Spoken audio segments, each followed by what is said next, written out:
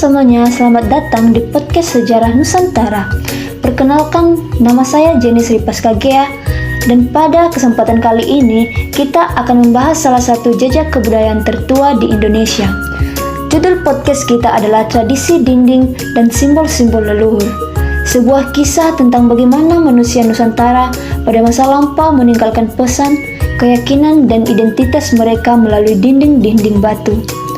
Podcast ini merupakan bagian dari tema besar Suara dari Nusantara, kisah di balik peradaban awal Indonesia, yang mengajak kita menelusuri nilai, simbol, dan warisan para leluhur sebelum abad ke-15.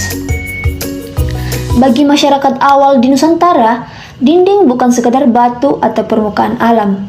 Ia adalah kanvas spiritual, tempat manusia menyampaikan hubungan mereka dengan leluhur, alam, dan kekuatan gaib.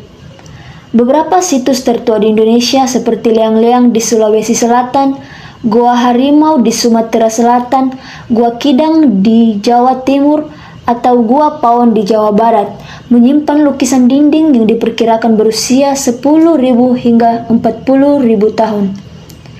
Simbol-simbol ini lahir jauh sebelum tulisan diciptakan, bahkan sebelum kerajaan-kerajaan besar seperti Kutai, Tarumanegara, dan Sriwijaya berdiri. Melalui tradisi dinding ini, leluhur kita menyampaikan identitas, kepercayaan, aktivitas kehidupan, hubungan dengan alam, serta pesan lintas generasi. Dinding adalah kertas masa lalu yang tak pernah terbakar dan tidak mudah terlupakan. Mari kita bahas beberapa simbol penting yang sering ditemukan. Yang pertama yaitu cap tangan. Simbol paling terkenal dari situs Leang-Leang. Biasanya tangan ditempel pada dinding, lalu disemprot dengan pigmen merah atau hitam.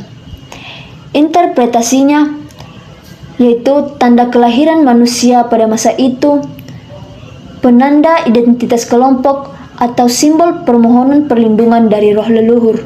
Menariknya, sebagian besar cap tangan berukuran kecil, kemungkinan milik perempuan atau remaja, menandakan bahwa seni masa lalu tidak didominasi laki-laki. Yang kedua yaitu lukisan hewan, seperti babi, rusa, kerbau liar, atau ikan. Simbol ini terkait harapan akan keberhasilan berburu, rasa hormat pada hewan sebagai sumber kehidupan, dan keyakinan animisme dinamisme bahwa setiap makhluk memiliki roh.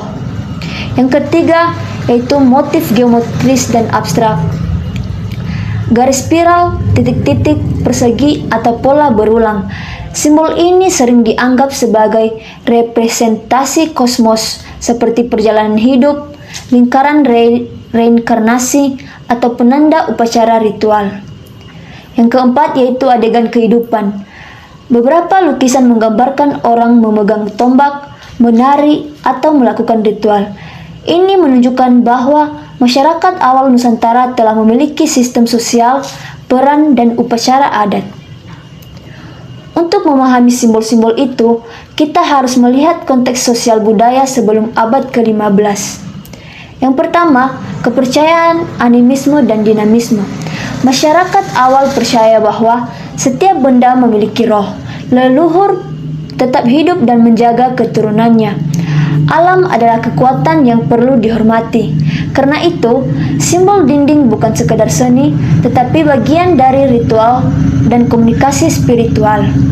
Yang kedua, struktur sosial berbasis kelompok. Kelompok kecil pemburu, pengumpul hidup bersama dan bekerja sama.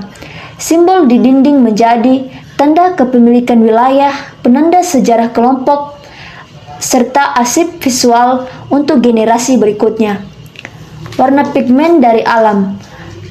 Mereka menggunakan tanah merah, arang, mineral, dan tumbuhan yang menunjukkan kemampuan teknologi sederhana namun cerdas dalam memanfaatkan alam.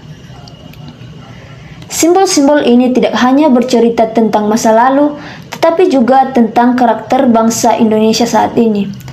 Setidaknya ada 3 nilai sejarah yang berkaitan langsung dengan identitas Indonesia modern.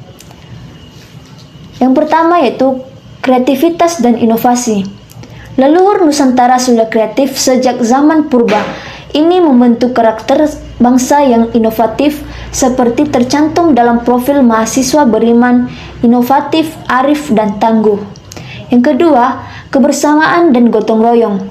Pembuatan lukisan dinding tidak bisa dilakukan sendiri. Butuh kelompok, koordinasi, dan tujuan bersama. Inilah akar budaya gotong royong Indonesia. Yang ketiga, kearifan lokal dan hubungan harmonis dengan alam. Simbol dinding menunjukkan bahwa manusia masa dulu menghormati alam sebagai sumber kehidupan. Nilai ini relevan sekali di era modern yang penuh kerusakan lingkungan. Dari tradisi dinding dan simbol-simbol leluhur, kita belajar bahwa masyarakat Indonesia telah memiliki sistem kepercayaan, identitas sosial, dan budaya visual berusia puluhan ribu tahun. Mereka mampu mengekspresikan pikiran secara simbolis meskipun tanpa tulisan.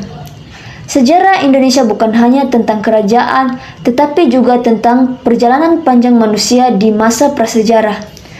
Dengan memahami simbol-simbol itu, kita tidak hanya membaca masa lalu, tetapi juga membaca akar jati diri kita sebagai bangsa. Demikian podcast tradisi dinding dan simbol-simbol leluhur.